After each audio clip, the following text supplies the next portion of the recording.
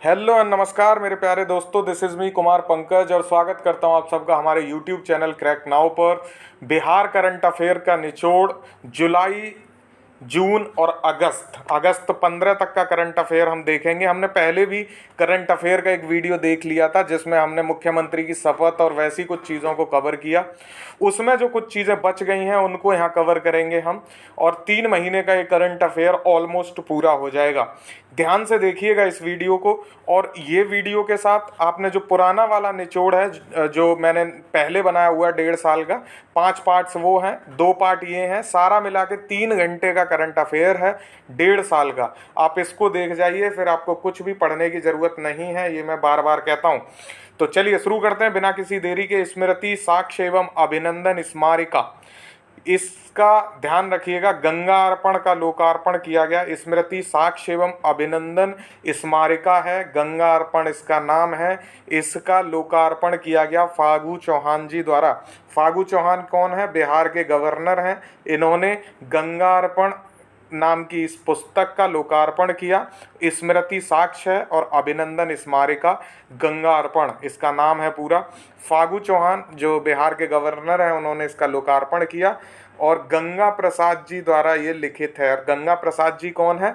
तो गवर्नर हैं ये सिक्किम के। गंगा प्रसाद जी गवर्नर हैं सिक्किम के, और बिहार के गवर्नर फागू चौहान जी ने इसका लोकार्पण किया। गंगा अर्पण नाम याद रखिएगा, स्मृति साक्ष्य और अभिनंदन स्मारिका। तो ये पहला, बस इतना इतना ही देखना है कि जितना आपको काम आए, जितने से क्वेश्चन बने। बिहार स्टार्टअप नीति 2022 बहुत इंपॉर्टेंट है, ये आपको ध्यान से देखना है, इसमें क्या क्या पढ़ना है। बिहार स्टार्टअप नीति 2022 को 29 जुलाई 2022 को जो है लॉन्च किया गया, प्रस्तावित किया गया। इसको 29 जुलाई 2022 को बिहार में डेट पूछी जाती हैं तो आप डेट को याद रखेंगे, ठीक है। 29 जुलाई 2022 को बिहार स्टार्टअप नीति और को लागू किया गया। इसी के साथ स्टार्टअप पोर्टल जो है इसको भी शुरू किया गया, ठीक है। जैसे मैं पढ़ा रहा हूँ वैसे ही ध्यान रखना है। 29 जुलाई 2022 को बिहार स्टार्टअप नीति शुरू हुई, स्टार्टअप पोर्टल लॉन्च किया गया, और स्टार्टअप को 10 लाख रुपए तक का सीड फंड इसके तहत दिया जाता है, ठीक है। 10 लाख रुपए तक का सीड फंड, और ये जो 10 लाख रुपए तक का सीड फंड है ये 10 वर्ष तक ब्याज मुफ्त भी है। ये याद कैसे होगा मैं अभी बताऊंगा आपको। ये 10 वर्ष तक ब्याज मुक्त है और 5 वर्ष तक इस पे जो है ये लागू रहता है। क्या लागू रहेगा? ये स्कीम बिहार स्टार्टअप नीति जो है 2022 में जो लाई गई है 5 वर्ष तक लागू रहेगी, और ये 2017 की नीति को भी आच्छादित करती है। यानी 2017 में नीति आई थी 5 साल के लिए, जो 2022 में कंप्लीट हुई। अब 2022 से ये नीति 5 साल आगे चलेगी, तो ये जो पुरानी नीति थी उसको आच्छादित करती है, यानी उसको इंक्लूड करके ये आगे चलती है। अब इसमें जो याद रखने की क्या बात है, SC ST और फीमेल, और उसी के साथ साथ जो हैंडीकैप्ड यानी दिव्यांगजन लोग हैं उनके लिए अतिरिक्त अनुदान और छूट प्रदान की जाएगी स्टार्टअप्स में। बात समझ में आई? इतनी बात आपको याद रखनी है। तो कैसे याद रखेंगे? बिहार स्टार्टअप नीति आई 29 जुलाई को, इसी के साथ स्टार्टअप पोर्टल भी शुरू किया गया। इसमें 10 लाख रुपए का जो है सीड फंड प्रदान किया जाएगा और 10 वर्ष तक के लिए ब्याज मुक्त होगा। 10 लाख रुपए 10 वर्ष तक ब्याज मुक्त। तो इसका 10 का आधा कितना होगा? 5 वर्ष तक ये लागू रहेगी। तो 5 वर्ष पहले ये कब आई होगी? 2017 में। तो 2017 वाली नीति को भी आच्छादित करेगी। इसमें एक रिलैक्सेशन क्या है कि जो SC ST और फीमेल हैं और उसी के साथ जो दिव्यांगजन लोग हैं उनको अतिरिक्त अनुदान दिया जाएगा। यानी अनुसूचित जाति, जनजाति, महिलाएं और दिव्यांगजनों को इसमें छूट है अतिरिक्त, ठीक है। चलिए इतना काफ़ी है इसके बारे में। अगला बहुत अच्छा टॉपिक है bone marrow transplant unit brachytherapy एवं इकोकार्डियोग्राफी मशीन। इसका पूरा नाम क्या है? Bone marrow transplant unit brachytherapy और इकोकार्डियोग्राफी मशीन है। ये 27 जुलाई 2022 को जो है इसको स्थापित किया गया पटना में। और पटना में भी कहाँ? महावीर कैंसर संस्थान जो रिसर्च इंस्टीट्यूट है, महावीर कैंसर संस्थान शोध संस्थान है, ये रिसर्च इंस्टीट्यूट है पटना में, उसी में इसको बोन मैरो ट्रांसप्लांट यूनिट को लगाया गया है। और इसी दिन, जिस दिन इसको लॉन्च किया गया, गवर्नर जो है फागू चौहान जी द्वारा गरीब कोष से 50 लाख रुपए का अनुदान भी प्रदान किया गया। किस कोष से? गरीब कोष से 50 लाख रुपए का अनुदान जो है दिया गया। बस इतनी बातें आपको याद रखनी है। सबसे इम्पोर्टेंट इसमें कहा कहाँ इसको स्थापित किया गया, तो पटना में महावीर कैंसर संस्थान में। अगला है बाबा ब्रह्मेश्वर नाथ मंदिर। तो इससे ये पूछ सकता है ये मंदिर कहाँ से संबंधित है, तो बक्सर से संबंधित है बाबा ब्रह्मेश्वर नाथ मंदिर। और ये चर्चा में क्यों बना हुआ है, क्योंकि इसका सौंदर्यकरण यानी आगे इसका सुंदर करने के लिए इसको काम किया जा रहा है। और इसमें कितने रुपए का खर्च आया है, 8,74,75,500 रुपीज़, यानी 8,74,75,500 रुपए का इसमें टोटल खर्चा आया है बाबा ब्रह्मेश्वर नाथ मंदिर को, जो कि बक्सर में अवस्थित है। और ये ब्रह्मा जी से माना जाता है कि ब्रह्मा जी का एकमात्र मंदिर है ये बाबा ब्रह्मेश्वर नाथ मंदिर। तो ये कहते हैं कि इन्होंने इसकी स्थापना की ब्रह्मा जी ने। याद रखिएगा ये बक्सर में है, ठीक है। चलिए अगला महत्वपूर्ण करंट अफेयर है भारत नवाचार सूचकांक। भारत नवाचार सूचकांक 2022 का है ये, तो ये आपको याद रखना है। यहाँ पे मैं लिखना भूल गया हूँ, लेटेस्ट है। इसमें कर्नाटक जो है उसको पहली रैंक मिली है, तेलंगाना को दूसरी मिली है। इसमें दो ही याद रखेंगे तो काफ़ी होगा। बिहार को इसमें 15वीं रैंक मिली है, बिहार की रैंक आपको याद रखनी है भारत नवाचार सूचकांक में। क्योंकि आज जो हम पढ़ रहे हैं बिहार स्पेशल करंट पढ़ रहे हैं, ना कि राष्ट्रीय करंट अफेयर। तो आज हम बात बिहार की करेंगे, जब राष्ट्रीय करंट अफेयर देखेंगे तो राष्ट्रीय की भी बात कर लेंगे। अगला महत्वपूर्ण करंट अफेयर है बिहार स्वास्थ्य विज्ञान विश्वविद्यालय के पहले कुलपति। तो बिहार स्वास्थ्य विज्ञान विश्वविद्यालय के पहले कुलपति बने डॉक्टर सुरेंद्र नाथ सिन्हा। याद रखिएगा, अच्छा क्वेश्चन है ये, पूछा जा सकता है कि बिहार स्वास्थ्य विज्ञान विश्वविद्यालय के पहले कुलपति कौन है, तो डॉक्टर सुरेंद्र नाथ सिन्हा जी हैं। और ये आर्यभट्ट ज्ञान विश्वविद्यालय कैंपस पटना में जो है इसको संचालित किया जाएगा। किसको, बिहार स्वास्थ्य विज्ञान विश्वविद्यालय को आर्यभट्ट ज्ञान विश्वविद्यालय कैंपस पटना में जो है इसको भी लगाया जा रहा है। और वो जो ब्रेन में मैपिंग की जो हमने वो देखी तकनीक वाली मशीनरी, आर्डियो कीमोथेरेपी जिसमें हो रही थी, वो भी पटना कैंपस में थी, लेकिन महावीर कैंसर संस्थान में थी। और ये स्वास्थ्य विज्ञान विश्वविद्यालय जो है ये चलेगा आर्यभट्ट विज्ञान विश्वविद्यालय में, जिसके सुरेंद्र नाथ सिन्हा पहले कुलपति बन गए हैं। और ये बिहार का पहला है, तो इसको इसलिए इम्पोर्टेंट भी है कि याद रखिएगा बिहार का पहला है, इसलिए इसको पूछा जा सकता है। इसमें क्या क्या होगा, तो इसमें फार्मेसी, डेंटल, फार्मा में जो पैरामेडिकल कोर्सेज हैं उनको कंप्लीट कराया जाएगा। इसके बारे में इसमें जो है सुविधाएं दी जाएंगी, किस किस की, फार्मेसी की, दंत चिकित्सा की, और पैरामेडिकल जो सर्विसेज हैं इसमें प्रदान की जाएंगी। अगला महत्वपूर्ण करंट अफेयर है जलवायु परिवर्तन अधिगम प्रयोगशाला। जलवायु परिवर्तन अधिगम प्रयोगशाला ये पटना संजय गांधी जैविक उद्यान पटना में जो है इसको स्थापित किया गया है या लगाया जा रहा है प्रयोगशाला को, संजय गांधी जैविक उद्यान पटना, या इसको जू भी, पटना जू भी आप कह सकते हैं। तो ये जलवायु परिवर्तन से संबंधित है, ये आपको समझ में ही आ रहा होगा। इसके बारे में डिटेल्ड मैं पहले पार्ट में बता चुका हूँ, जो मैंने अभी 5 दिन पहले डाला था। तो इसको मैं यहाँ पे इतना ही बता रहा हूँ कि याद रहे आपको, बाकी चर्चा इस पे हो चुकी है। NIRF रैंकिंग अपना अगला महत्वपूर्ण करंट है 2022 का। इसमें बिहार के 2 जो कॉलेजेस हैं उनको रखा गया है, उनको स्थान मिला है NIRF रैंकिंग में, ठीक है। तो ये क्या है, नेशनल इंस्टीट्यूट रैंकिंग फ्रेमवर्क है NIRF, जिसमें IIT मद्रास को समग्र श्रेणी में पहला स्थान है। तो कई बार यही पूछता है पहला स्थान किसको है, तो IIT मद्रास को है। वो मैं नेशनल करंट अफेयर में बता चुका हूँ, और अभी नेशनल का क्रक्स बताऊंगा, उसमें भी उसको डिस्कस करेंगे। फिलहाल यहाँ बिहार की बात हो रही है तो हम बिहार को ही देखेंगे।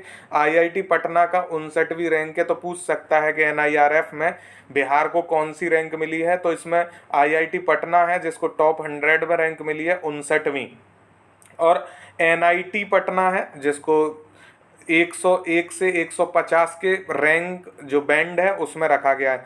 तो टॉप 2 ही हैं जिनको इसमें बिहार के 2 को स्थान मिला है। 150 के अंतर्गत NIT पटना 101 से 150 के बैंड में है, और IIT पटना को 59वीं रैंकिंग प्राप्त हुई है। ये 2 याद रखेंगे तो काम हो जाएगा। अगला क्वेश्चन है बिहार विधानसभा शताब्दी समारोह। बहुत अच्छा क्वेश्चन है ये, बहुत अच्छा करंट है। बिहार विधानसभा शताब्दी समारोह तो 12 जुलाई 2022 को इसका समापन हुआ समारोह का, और नरेंद्र मोदी ने विधानसभा के समापन समारोह को संबोधित किया था। इसी के साथ इन्होंने शताब्दी स्मृति स्तंभ और विधानसभा संग्रहालय का भी यहाँ पे लोकार्पण किया गया। तो बिहार विधानसभा शताब्दी समारोह को याद रखिएगा, 12 जुलाई 2022 को इसको नरेंद्र मोदी जी ने इसका समापन किया था। इसके बारे में थोड़ी डिटेल जान लेना शताब्दी के बारे में, ठीक है। चलिए अगला क्वेश्चन है बिहार में एकल प्लास्टिक पर प्रतिबंध। तो 1 जुलाई 2022 से जो है बिहार में एकल प्लास्टिक पर प्रतिबंध लगा दिया गया, और संपूर्ण देश में भी जो प्रतिबंध लगाया गया वो भी इसी तारीख से लगाया गया, 1 जुलाई 2022 से। तो आपसे पूछ सकता है कि बिहार में या भारत में एकल प्लास्टिक पर प्रतिबंध कब से आरोपित किए गए, तो 1 जुलाई का डेट आपको याद रखनी है।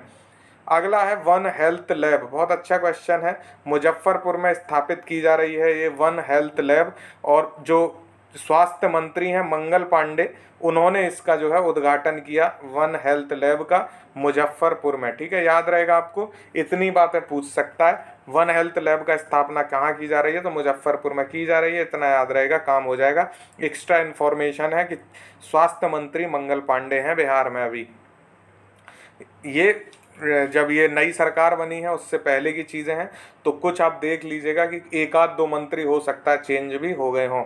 5 नए कृषि उड़ान हवाई अड्डे को जो है अभी मान्यता दी गई, ऐड किए गए 5 नए कृषि उड़ान हवाई अड्डे। उनमें दरभंगा जो है बिहार का, इसको भी स्थान मिला है, यानी 5 नए कृषि उड़ान हवाई अड्डों को शामिल किया गया था जो 1 जुलाई 2022 से उड़ान 2.0 का जो मूल्यांकन किया गया उसके अंतर्गत। तो उड़ान योजना के जो उड़ान 2.0 चल रही है, उड़े देश का आम नागरिक, उसका मूल्यांकन हुआ था 1 जुलाई 2022 को, और उसके बाद 5 नए कृषि उड़ान हवाई अड्डों को शामिल किया गया, जिसमें दरभंगा बिहार का जो है एयरपोर्ट है उसको याद रखना है। और अगर ध्यान रखने आपको तो बेलगावी कर्नाटक का है, झारसुगुड़ा उड़ीसा का है, जबलपुर और भोपाल ये मध्य प्रदेश से 2 हैं, ठीक है। इतनी बात याद रखेंगे तो काम हो जाएगा। अगला current affair, national rugby championship 2022, इसमें ये आयोजित हुआ पाटलिपुत्र स्पोर्ट्स कॉम्प्लेक्स पटना में। क्या? National rugby championship Pataliputra sports complex Patna में, और बिहार ने पश्चिम बंगाल को हराया इसमें फाइनल में, और पहली बार इन्होंने ये खिताब जीत लिया नेशनल रग्बी चैंपियनशिप का। फाइनल में पश्चिम बंगाल को हराया था बिहार ने, ठीक है, इसलिए ये करंट में बन गया है क्वेश्चन। बिहार उद्योग निवेश प्रोत्साहन नीति 2022, ये 7 जून 2022 को नीतीश कुमार जी द्वारा जो है लागू की गई बिहार उद्योग निवेश प्रोत्साहन नीति। इसमें पूंजी निवेश पर लागत का 15% अनुदान जो है वो प्रदान किया जाता है, और अधिकतम ये 10 करोड़ हो सकता है। यानी जो निवेश पर लागत का या तो 15% अनुदान या 10 करोड़, जो भी ज़्यादा होगा उतना इसमें दिया जाता है। और ए श्रेणी की इकाई जो होती हैं उनके लिए 2 रुपये प्रति यूनिट की जो है छूट भी प्रदान की गई है बिहार उद्योग निवेश प्रोत्साहन नीति के तहत। ए श्रेणी की इकाई हेतु 2 रुपये प्रति यूनिट की जो है छूट प्रदान की गई है। और इसी में उद्योग प्रोत्साहन नीति में कार्यरत कर्मी जो हैं इसमें उद्योग में, उनको 5,000 रुपये प्रति मंथ 5 वर्ष तक प्रदान किए जाएंगे, ऐसा भी घोषणा की गई है। तो ये ध्यान रखना, उद्योग प्रोत्साहन नीति, इसमें पेटेंट की बात कही गई है कि अगर कोई उत्पाद है या कोई प्रोडक्ट है उसका पेटेंट कराना है तो रजिस्ट्रेशन खर्च का जो 50% है उसका या अधिकतम 10 लाख रुपए का अनुदान सरकार देगी, बिहार सरकार। बात समझ में आई कि अगर आप किसी अपने प्रोडक्ट का या उत्पाद का पेटेंट कराना चाहते हैं, रजिस्ट्रेशन कराने पे उस पेटेंट का, ठीक है, तो या तो 50% या अधिकतम 10 लाख रुपए, जो भी ज़्यादा होगा उसका भुगतान, उस अनुदान का भुगतान बिहार सरकार करेगी। तो ये प्रोत्साहन नीति है उद्योग के लिए, जो कि काफ़ी महत्वपूर्ण है, याद रखना आपको। FSSAI की खाद्य प्रयोगशाला का स्थापना की जा रही है रक्सौल में, याद रखिएगा FSSAI की खाद्य प्रयोगशाला रक्सौल। जाति आधारित जनगणना, बहुत अच्छा टॉपिक है ये। 2 जून 2022 को ऐसी घोषणा की गई बिहार सरकार के द्वारा कि राज्य सरकार अपने संसाधनों से जो है जाति आधारित जनगणना करेगी। और इसके लिए सरकार ने आकस्मिकता निधि से, जो आकस्मिक निधि होती है, उससे 500 करोड़ रुपए का जो है फंड भी प्रोवाइड किया, यानी आवंटन किया आकस्मिकता निधि से राज्य सरकार के द्वारा। जनगणना का जो कार्य है, इनके अनुसार ये कह रहे हैं कि फरवरी 2023 तक पूर्ण हो जाएगा। जो जाति आधारित जनगणना इनके द्वारा की जा रही है, इसका कार्य फरवरी 2023 तक ये पूर्ण करने के मूड में है। सामान्य प्रशासन विभाग नोडल एजेंसी है इसके लिए, ये भी आपको याद रखना है। अगला महत्वपूर्ण करंट अफेयर है निपुण बिहार योजना। निपुण बिहार योजना जून 2022 को जो है शुरू की गई है बिहार में, और जैसा कि आप जानते होंगे ये भारत में केंद्र के लेवल पे ये योजना चलाई जा रही है पहले से ही। तो निपुण भारत की तर्ज पे ही ये निपुण बिहार योजना चलाई गई है। बिहार के सरकारी स्कूलों में जो बच्चे हैं उनको अक्षर पहचानने, पढ़ने लिखने, जोड़ घटाने आदि में दक्षता प्रदान करने के लिए निपुण बिहार परियोजना जो है, निपुण बिहार योजना जून 2022 से चलाई जा रही है बिहार में। अगला महत्वपूर्ण करंट अफेयर है Nabinagar super thermal power plant. ये नबीनगर है, नबीनगर यही की मात्रा है, ठीक है, नबीनगर। अरे आप लोग समझ गए होंगे वैसे, नबीनगर बार बार मिट्टी जाता, चलिए ठीक है। Nabinagar super thermal power plant 1 जून 2022 को औरंगाबाद में स्थित एनटीपीसी के Nabinagar super thermal power plant जो 660 मेगावाट की है, इसकी तीसरी और अंतिम इकाई से विद्युत उत्पादन शुरू हो गया। यानी जो Nabinagar super thermal power plant है, इसमें 3 इकाइयां हैं, और उस तीसरी इकाई का जो है अभी जो अंतिम इकाई थी 660 मेगावाट वाली, इससे भी अब विद्युत उत्पादन शुरू हो गया है। तो आपसे पूछ सकता है कि ये कहाँ पे अब स्थित है, तो ये औरंगाबाद में स्थित है। इसमें जानने वाली बात क्या है कि ये जो 660 मेगावाट जो अब विद्युत उत्पादन शुरू हुआ है तीसरी परियोजना से, इसका 84.8% बिहार को विद्युत मिलेगा, यानी 559 मेगावाट, और शेष मिलेगा उत्तर प्रदेश, सिक्किम और झारखंड को। ठीक है, ध्यान रखेंगे 84.8 इनको मिल रहा है, तो उनके लिए कितना बचा, 15.2% में सिक्किम, यूपी और झारखंड शामिल होंगे। अब इसमें ये देख लीजिए, पूछ सकता है कि इस योजना के तहत जो ये Nabinagar super thermal power plant है, इसमें कितने विद्युत का उत्पादन होता है टोटल, तो ये होता है 1980, यानी 1320 पहली 2 परियोजनाओं से हो रहा था, अब इसमें 660 की एक और ऐड कर दी गई, तो टोटल क्षमता हो गई इसकी 1980 मेगावाट। इतना आप याद रखेंगे तो काम हो जाएगा। अगला महत्वपूर्ण करंट अफेयर है बांका एवं जमुई में सौर ऊर्जा संयंत्र की स्थापना। बांका और जमुई में सौर ऊर्जा संयंत्र की स्थापना की गई। 200 मेगावाट की जो है ये इसमें SEVNL बांका द्वारा, ठीक है, ये ध्यान रखिएगा, 75 मेगावाट इसमें, और जमुई में 125 मेगावाट का इसमें जो है डिस्ट्रीब्यूशन किया जाएगा। फिर से देखिए, बांका और जमुई में सौर ऊर्जा संयंत्र की स्थापना हुई, जिसमें बांका में SEVNL ने 75 मेगावाट और 200 मेगावाट जो है जमुई में 125 मेगावाट, ठीक है।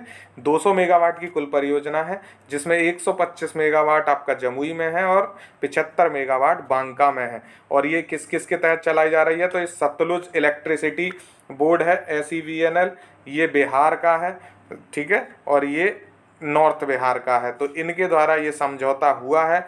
बोर्ड हैं ये दोनों तीनों ही, ये सतलज है, ये बिहार का साउथ का, और ये नॉर्थ बिहार का। इनको याद रखेंगे तो आपका काम हो जाएगा। इनके बीच समझौता हुआ इस बांका और जमुई में सौर ऊर्जा संयंत्र की स्थापना के लिए। तो ये टोटल 200 मेगावाट की परियोजना है, इसलिए याद रखना है क्योंकि ये सौर ऊर्जा की बात हो रही है। अगला महत्वपूर्ण करंट अफेयर है खरीफ महाअभियान। तो ये 23 मई 2022 को नीतीश कुमार जी द्वारा चलाया गया खरीफ महाअभियान। ये सूक्ष्म सिपाही सिंचाई जो जागरूकता है उसके लिए है, ठीक है। खरीफ महाअभियान किसके लिए, सूक्ष्म सिंचाई जागरूकता रथ जो हैं उनको हरी झंडी दिखाकर रवाना किया नीतीश कुमार जी द्वारा।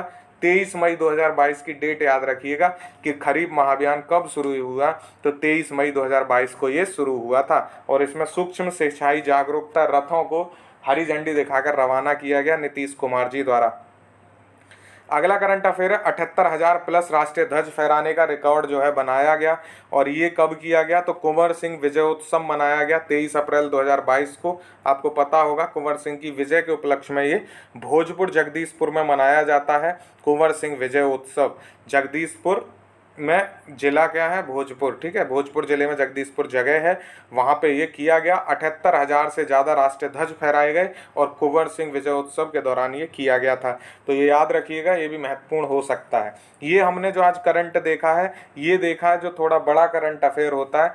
वन लाइनर करंट अफेयर का एक वीडियो और आएगा छोटा सा, और उसके बाद बिहार करंट अफेयर आपका कंप्लीट हो जाएगा 67 री एग्ज़ाम के लिए, ठीक है, बिहार 67 के लिए। अगर आपने पुरानी वीडियोस नहीं देखी हैं क्रैक्स की, तो वो ज़रूर देख लीजिएगा, फिर आप मुझसे नहीं कहिएगा कि हमारा करंट से क्वेश्चन नहीं फंसा। अगर आप सारी करंट की जो वीडियोस हैं, जिसमें मैंने प्लेलिस्ट बनाई हुई है, करंट 2022 करंट 67 बीपीएससी री के नाम से ये प्लेलिस्ट है, इसको आप देख लीजिए। करंट 67 री के लिए अगर आप उस प्लेलिस्ट को देख जाते हैं तो मैं गारंटी दे सकता हूँ कि उससे बाहर आपको करंट नहीं मिलेगा, ठीक है। बिहार स्पेशल का ये करंट होगा, और 2022 का करंट जो नेशनल वाला है वो 2022 के करंट अफेयर्स में आपको मिल जाएगा। करंट आप देख लीजिए, और पढ़ाने का तरीका आपको कैसा लगा ज़रूर बताइएगा। इसीलिए मैं खुद हाथ से बनाता हूँ करंट, ताकि आपको ज़्यादा इन्फॉर्मेशन ना मिले, सिर्फ उतना ही मिले जितने से एग्ज़ाम हो जाए आपका, ठीक है। तो thank you so much for watching crack now. जितना बोला है उतना कर लीजिए, पढ़ते रहिए, स्वस्थ रहिए। All the best for your exam. Have a good day. जय हिंद।